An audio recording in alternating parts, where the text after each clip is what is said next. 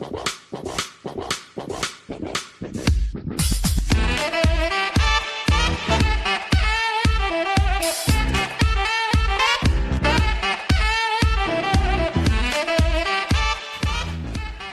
up YouTube? My name's Quickie, welcome back to the channel. I'm just having a quick play. Don't worry, this isn't a whole milling machine video. This is going to be a bit of a catch up, but I wanted just to see what this bed is going to come up like, what the table is going to be like, because this was all crusty and brown and horrible with rust.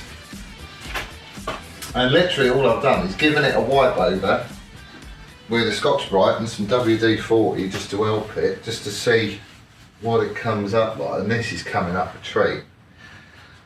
It really is. All this surface schmoo and everything else that you see, I think is just going to clean up. Every day I'm in here, it's just, I'm emptying WD-40 all over it, because at some point it's all going to have to come apart. And I figure just give it a soaking whenever you can, and that'll help it, won't it? But, let me show you this. Look at that. That ain't bad, is it? That ain't bad by any means. So it was all like this. It was all just crusty and brown and horrible and rusty, like this. I haven't touched any of this, but that's basically what it's coming up like. Oh, it's gonna be good. It's gonna be good. Right. I couldn't resist. I really couldn't resist. I just wanted to see what it's gonna look like. This video is just sort of like a midweek catch up. I'm going to do these from time to time because it's getting busy as hell in here. It's like Piccadilly Circus. There is a whole load of stuff going on in here. I thought I had one project, which was Jigsaw. Turns out there's a lot more than that going on.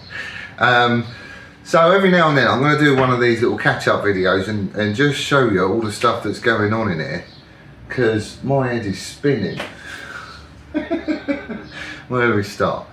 Well, we started on the mill, we might as well carry on. So, right, so there is a few interesting things going on with this. Right, the first one is where I've been just giving it a bit of a smudge and a clean up and everything else. I uncovered this plaque here. Yeah. So the date on this side, 1941, that would appear to hold true, and I've been trying to find some history on this. Can I find anything? No. I can find out loads about Archdale and the business and everything else. And then there's a plaque on here that says manufactured by Bracknell, Munro and Rogers, 1928 in brackets, limited. That was the company that actually produced the thing. And I found out a little bit about them by grubbing about online. They used to do penny slot machines sort of before war effort and everything. So that's kind of what they got into. Then they started making all this stuff in cahoots with Archdale. I believe. I could be wrong. Anyway, it's got a serial number here. And this is the pattern that the serial numbers normally follow. So serial number is VM, vertical mill, BMR, which stands for Bracknell, Munro and Rogers. Serial number is number 31. 31. It's going to be one of their early ones, isn't it? It's got 1941 on the other plaque. Whether that's the date or what, I don't know. But serial number 31, that's quite cool. I'm loving that.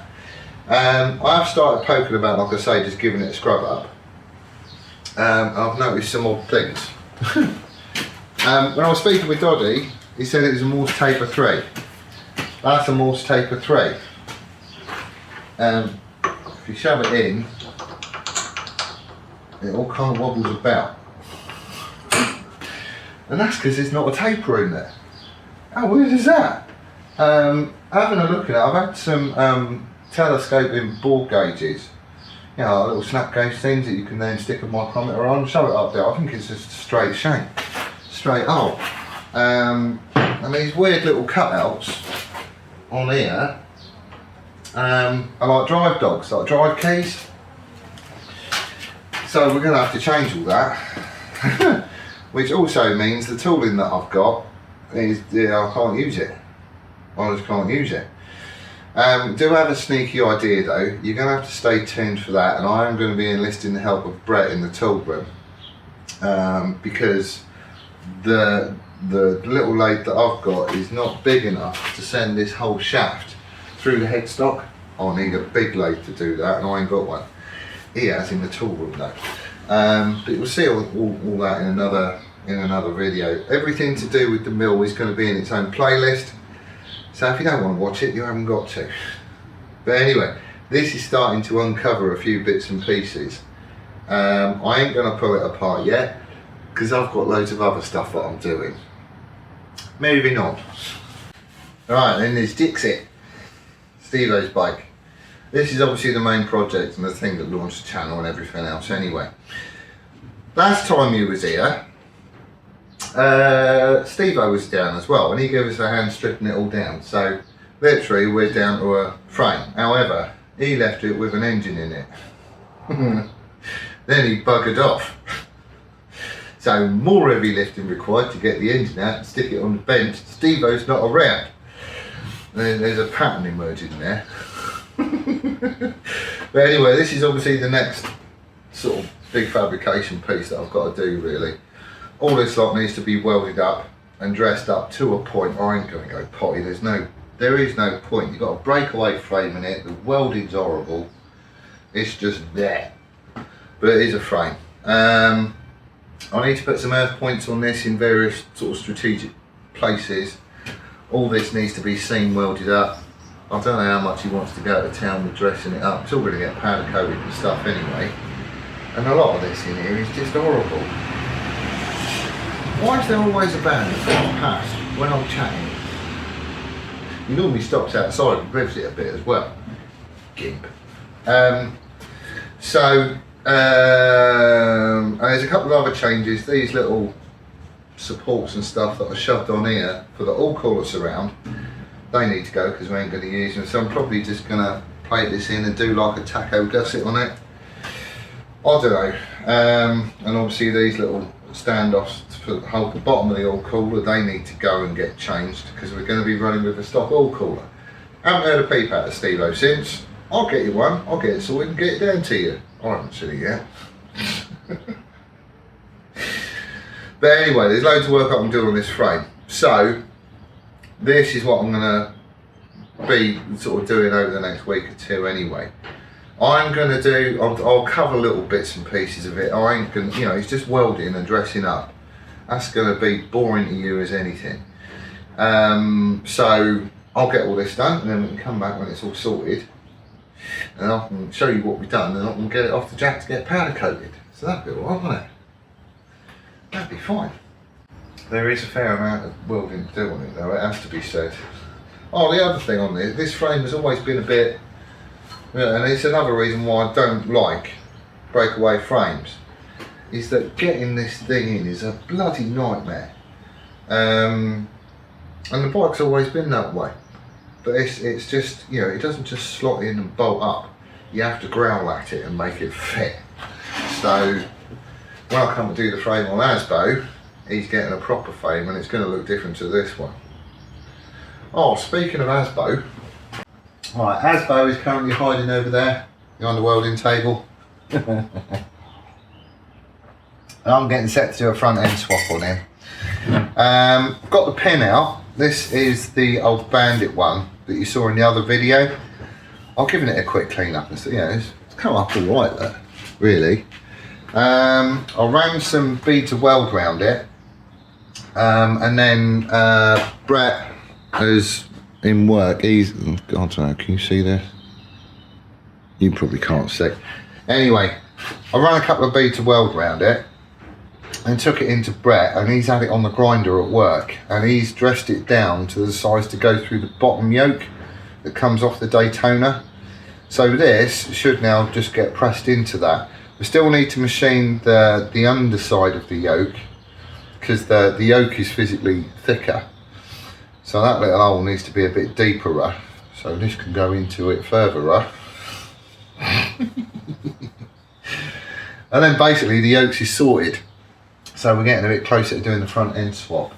I haven't got the wheel bearings yet, which is really bloody annoying because I didn't even think of it, but I need to get the wheel bearings out of the new wheel that I've got because they're for a different axle. I need to get the numbers off of them and then find bearings that will fit this axle. Headstock bearings and stuff is here. I've got the fork service kit and all that. So, you know, we are actually getting pretty close to it. I don't know what I'm going to do on instrumentation yet. I haven't thought that one through. I do need it, but I don't know what I'm doing. So we might just MacGyver up some sort of bracket that will do the job, and I can just run with the existing ones. Asbo is just a test bed, but he's back again, look. But there is an awful lot of stuff that I want to test on it. This is just the first stuff, and I want to go out hooning. Look, it's lovely and sunny. So that's that. What's in the box? Well, they're kind of like the three big projects. It's Jix here, who I do want to get him done. I really want to get him done now because he's been going on for ages, embarrassingly long. And I know COVID and everything else hasn't helped, but I want him done. And there's Asbo, stuff to test out, blah, blah, blah, blah, blah. And then he needs to all come apart and I'm going to make a frame jig, so I'm making my own frame. And then there's the mill, which I am going to be calling Brian, after the fella that gave it to me. So the Brian it is. Everyone was going, oh, Big Bertha and Windy Miller and all that stuff. No, it's Brian.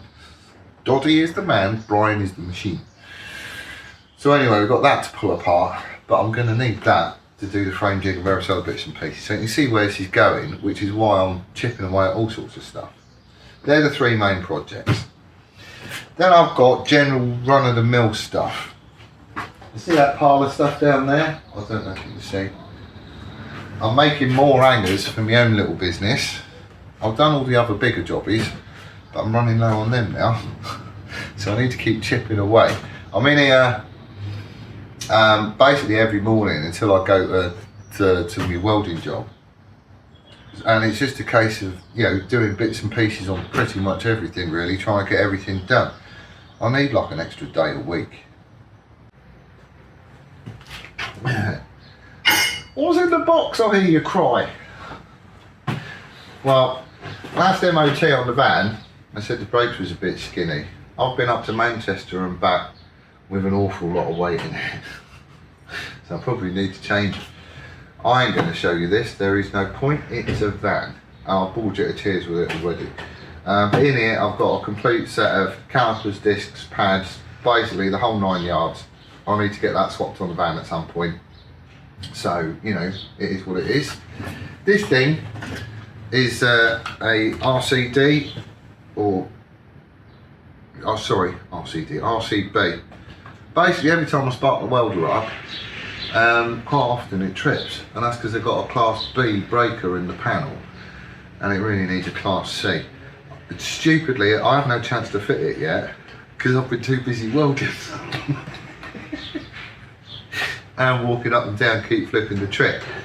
And I really want to put this on before I start welding that, because I'm just going to cuss like a trooper if I get, you know, every 5 minutes I've got to reset the trick. So that's for that. I also treated myself to some new spanners. I quite like these actually. Nothing special, but they're them, it's like an open-ended spanner at one end and a ratchety jobby at the other, which is on a pivot. I quite like the ratchet jobbies. They are quite good. And this is going to be handy for getting into stuff. You know, it's not expensive, it's not, none of my tools are. But they're quite handy, that's a full set of metric. As far as the, because obviously I'm getting machinery that is now Imperial as well. All my spanners are like that long for the Imperial ones. And there is a fella who, he got in touch with me on Facebook, I think it was. I want to say Facebook. But anyway, he lives like Newton Ferrers, he's dead close to here. Not far away at all. And he goes, oh, I've got a load of spanners. They're Whitworth and Imperial. And he says, oh, I never thought I was going to need them anymore, so I just chucked them outside in the toolbox. He sent me a picture of them. He goes, they're a bit rusty, and yes, they are a little bit rusty. But they're Imperial and they're metric, and I've got that Rust-Oleum stuff and ultrasonic clean. So, you know, very least I can clean them up and oil them and everything else, and I've got something that I can work on the mill with, which is going to be good. So I'm off hopefully to get them on Thursday evening, because it's the only time that he's not working and I'm not working and we can meet up. So that'd be really cool actually. I get to meet somebody else who watches the channel. So I like that, I do like that quite a lot. Right, so that's that and that and that. What else have I got? Oh yeah. Engine is out. I've been poking about around this. It definitely needs to come apart. So this is going to be coming up real soon. Reason being, I mean, like underneath the boots there is tape. He has taped it over here as well, where the generator goes. However, the tape is coming off. I've been grinding and all sorts of stuff over there. And this engine, he also had shot blasted. Because he was just going to paint over everything. But we're doing the job properly now. We're splitting the cases, you know, complete tear down and everything else. You are going to be seeing Jamie again. This all needs to come apart, because I am convinced that shot would have got inside it. You know, just things like up here, there's a cover that's on the top here, the breather, and essentially you've got all your valve gear and everything else. Well, that's open, he didn't bung that up. And I'm looking around, and there's a few other holes that he didn't bung up, and I'm thinking, oh, you know, would you really want to turn an engine over with any sort of grit in it? Hell no. So that's all coming apart. It ain't going to take long to get it apart, I don't think. They are relatively simple and straightforward, but I want to do it like all in a day. I don't want to be cocking about and, you know, hour here, hour there, all that sort of stuff. So when we come to do this, it's just getting done and that's it. I need to make an engine stand for it, just because at the minute it's leaning up on the pillar drill just so it doesn't fall over because of the stupid sump. So I need to get a stand made for it, and then it's all coming apart. We're going to measure it and then stick it all back together again with Jamie's help, because I have not done a full-on engine tear down, split the cases type job before. I've watched loads and loads and loads of stuff on it. Matt started doing a My First Engine thing, and the engine was so crap he just binned it off in the end, and that was a Kawasaki, but the principles are kind of the same. That fella is just going round and round and round the block. If I see him, I'm just going to punch him in the face. So yeah, this is coming as well. This, we are going to try and cover in quite a lot of detail, because I was looking about and there is bugger all on YouTube about stripping down a Bandit engine. I've a couple of videos, it's like, oh, this is how you do the clutch. Well, I know how to do the clutch. This is how you check your valve clearances. I know how to do that as well. What I want to know is how you get all the gearbox out, and how you take all the head off, and you know, all that stuff. Get the crank out, and check the bearings and all that sort of thing. And we are talking literally a nut and bolt tear down. So that's coming. But there's some prep work I need to do. He's back.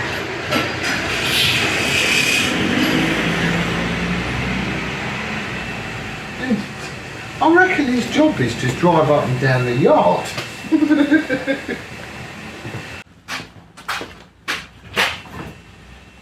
I've dropped my Dremel. I hate it when that happens because all these little bits go everywhere. I need to get a box to put it in. The other thing I want to do is this, shit blaster. This is actually quite good, however it does have some shortfalls. The thing is, it's really dark in there. And the trouble is, it's also black. But apart from that, it is quite good, and I do get to see quite a lot with this. However, it is a shot blaster, and I want a vapor blaster. So this is getting changed into a vapor blasting cabinet. Reason being is I could do with a vapor blaster a lot more than I could a shot blaster. And you can still take paint off and everything else with a vapor blaster. You still use aluminium oxide. It's just that if you swap that out with a slurry of glass, you know, ground glass and water, then you just clean rather than take material off. And I'm thinking stuff like, you know, cases, you know, for the engine and the carburetors and all that sort of stuff. With a vapor blaster, you can literally make them look like new. So I've got the pump, I've got the pneumatic switch, I've got like most of the stuff. I need to make some sort of nozzle for it. Then I've got everything. I could just be getting on and doing this, and we're going to need this for the time that we get to do the carbs on Jixit. Now, the way we're going to be building that bike back up is we're going to get a rolling chassis together, so everything powder coated, suspension back in, which Simon Rolls is looking at the minute, you know, rims on, all that sort of stuff. And then we're just going to do one bit, like, engine. And then the engine's getting shoved in the frame. And then that's it, it's job done, it's sorted. I haven't got to go back to it and take it out again. Carbs, I want to be able to vapor blast and get them really nice and clean, fully service them and everything, and then just stick them on. And then that's done. And we just keep going through until the bike is all finished. So this is going to be needed at some point. I ain't starting it yet. And I'm still looking into my options as far as this nozzle. I'm probably just going to do it with like plumbing stuff.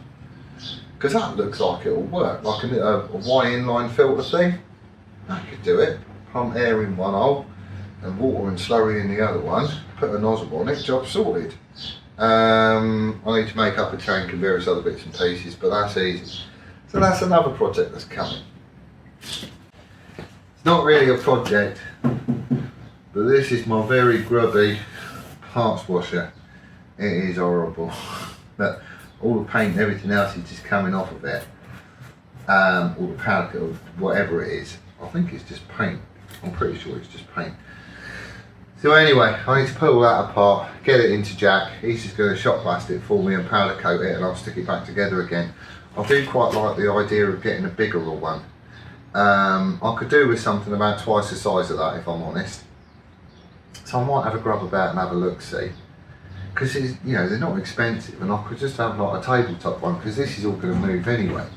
This is in a stupid place. What I'm probably going to end up doing is making just like a pedestal jobby for it, so I can just clip it in or clip it out and hide it away.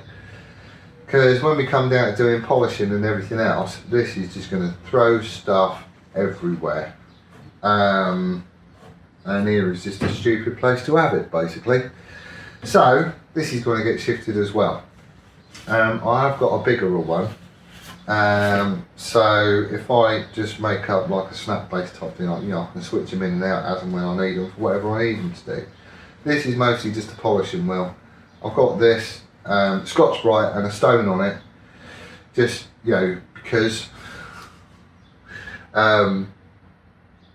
but these will probably live on the other one anyway, and this will just be set up as a polishing mop.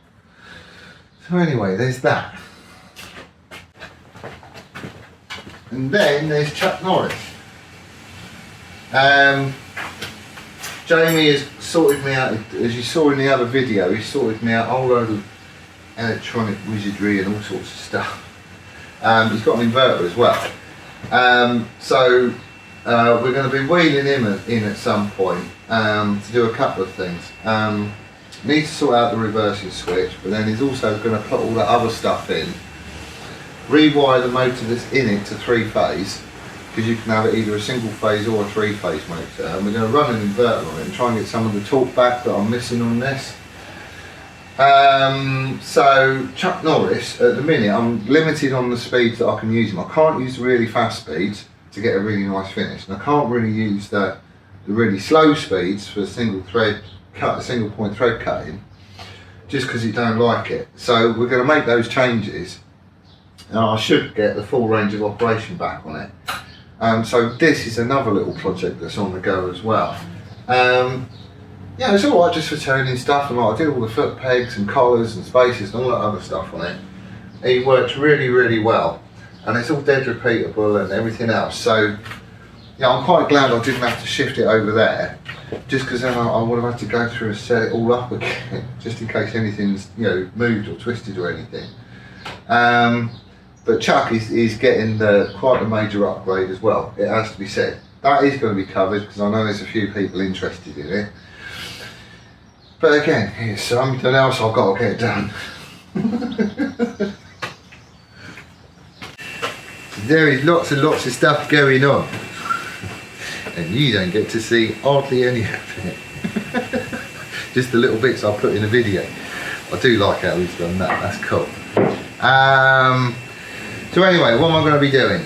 There is going to be a video at the week. There might even be 2 videos at the weekend actually, because I want to keep Jixit and Asbo completely separate. So I am going to start welding this frame up. There's loads of stuff I could be doing on here, and there's some stuff that I can't. However, there is an awful lot of stuff I can get welded up. If it's not fella going round in his car, it's Mrs. Woman with a power washer.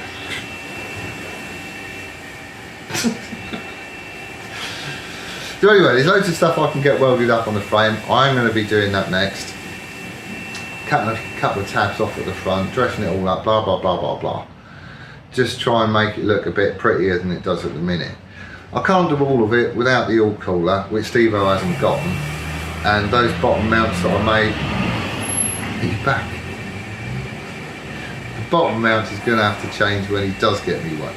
So as soon as I finish all doing this and go and punch the fella in the van, I'll give him a call and see where we are with it.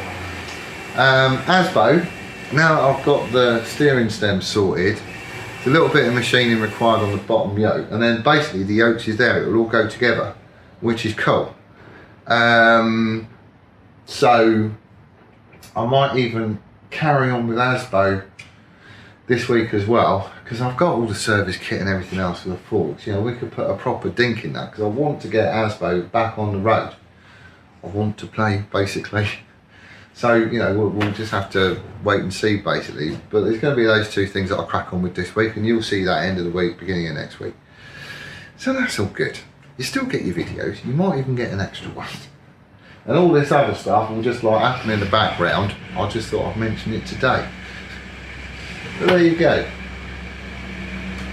You are joking.